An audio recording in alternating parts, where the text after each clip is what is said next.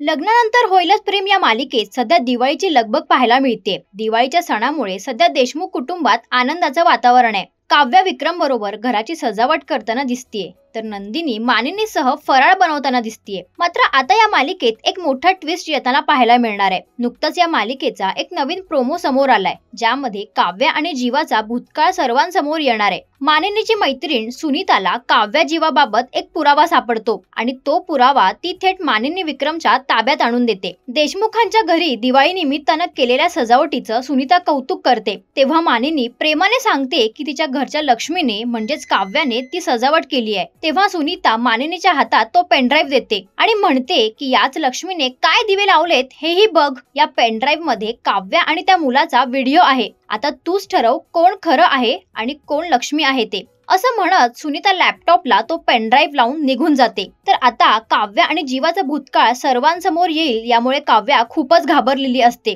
तर आता विक्रम मानिनी समोर काव्या जीवाचं सत्य उघड होईल का, आणि हे सत्य बाहेर आल्यावर काव्या पार्थ आणि जीवा नंदिनी यांच्या आयुष्यात कोणतं नवं वादळ येणार? विक्रम मानिनी हे सत्य समजल्यावर नक्की काय करणार, हे या मालिकेत पाहणं रंजक ठरणार आहे।